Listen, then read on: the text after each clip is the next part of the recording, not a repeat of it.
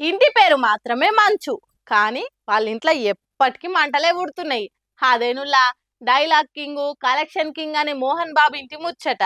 ఈ గొడుస్తలేదు ఆ గొడుస్తలేదు, ఇద్దరు కొడుకుల నడమ పచ్చగడ్డేస్తే భగ్గుమనే తట్టుంటారు. అసొంటోలిగో ఇప్పుడు కొత్త పంచాది ముందే తీసుకురు. చూసిండ్రా, మంచు మనోజ్ ధర్నా చేస్తున్నాడు.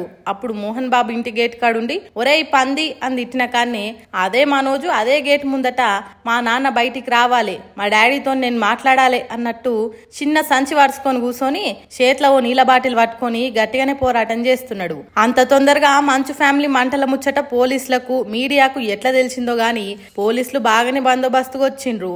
మీడియా కూడా కెమెరాలు వేసుకొని వీడియోలు తీస్తున్నారు. ఇప్పుడిప్పుడే చల్లారుతున్న మంచు మంటలు మళ్ళా ఎందుకు అంటుకున్నాయి అంటే అంతా మంచు విష్ణు చేస్తున్న గడుసు పనులతోనే అంటున్నాడు మంచు మనోజు. తన బిడ్డ పుట్టినరోజును జైపూర్ లో చేసుకుందామని రాజస్థాన్ రాష్ట్రం బయలుదేరిండట. అక్కడ బిడ్డ పుట్టినరోజు సంబరాలలో ఉంటాడు కదా మంచు మనోజు. హాగో అదే అదును అని అన్న మంచు విష్ణు 15 మందిని ఎంట పెట్టుకొని మనోజ్ ఇంటికి వచ్చి సామాన్లు పొట్టు పొట్టు వాళ్ళ కొట్టిండట. ఇంట్లున్న కార్లు ఎత్తుకపోయిండట. ఇగో ఇట్లా కార్లకు కొండి తలిగించుకొని అమాంతం ఎత్తుకొని పోయే వ్యాన్లతోని తీసుకుపోయిండట కార్లు. ఆ కార్లు మంచు విష్ణు ఆఫీసులు ఉన్నాయట. పోలీసులకు చెప్తే తీసుకొస్తాం రికవర్ చేస్తామని అంటున్నారట గాని తీసుకొస్తలేరట. ఆగో అందుకే మా అయ్యతోని మాట్లాడతా అని జల్పల్లిలున్న మోహన్ బాబు ఇంటికి వచ్చిండు. ఏంది నాన్న, అన్న నా బతుకు నన్ను బతకనిస్తలేడు, మీ ఆస్తులు వద్దన్నా కదా, అయినా ఇంకా నన్ను ఎందుకు నాన్న తిప్పల పెడుతున్నారు అని అడుగుదామని వచ్చిండట. కానీ గేటు తీయలేదు, లోపలికి రానియలేదు. పోలీసులు కూడా మీ తండ్రి రమ్మంటేనే లోపలికి పోవాలి, లేకుంటే పోవద్దు అని చెప్పిండ్రట. అందుకే ఇదంతా అవసరమా, కూర్చొని మాట్లాడుకుంటే అయిపోతుంది కదా అంటున్నాడు మనోజు. ఎన్నోసార్లు నా మీద దాడి జరిగింది, సాక్ష్యాలతో సహా పోలీసులకు ఇస్తే ఇంతవరకు కేసులు పెట్టలేదు అంటున్నాడు. మరి పోలీసులకు మోహన్ బాబుకి ఏదన్నా సోపతున్నదో మనకు తెలియదు గాని మనోజ్ కు న్యాయం చేస్తలేరని అంటుర్రు అతని ఫ్యాన్స్. చూడాలి మరి ఈ లొల్లి ఎన్ని రోజులు నడుస్తుందో, ఎంత దూరం పోతుందో. ఇక హోమ్ లోన్ తీసుకున్న వాళ్ళంతా ఈ ముచ్చట మంచిగా నుండ్రి. మీకోసం ఆర్బీఐ వాళ్ళు ఓ మంచి శుభవార్త చెప్పిండ్రు. ఏంది కొంపదీసి లోన్ గిన మాఫీ చేస్తారా ఎట్లా అనుకున్నారు.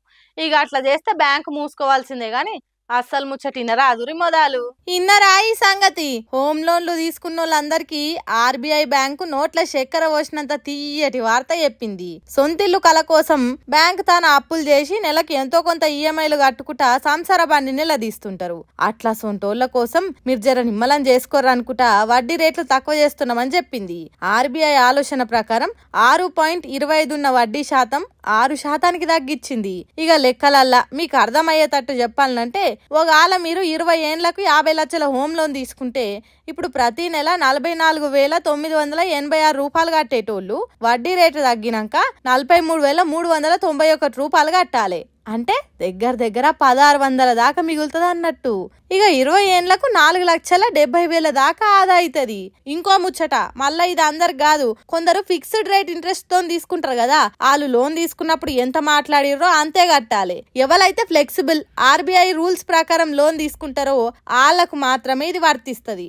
అప్పు ఎట్లకైనా అప్పే, అది కట్టక తప్పదు గాని ఎంతో కొంత తక్కువ అయితే నిమ్మలం తీయండ్రి అని సల్లబడుతుర్రట ఈ ముచ్చట ఎరకైన వాళ్ళు ఇప్పుడు.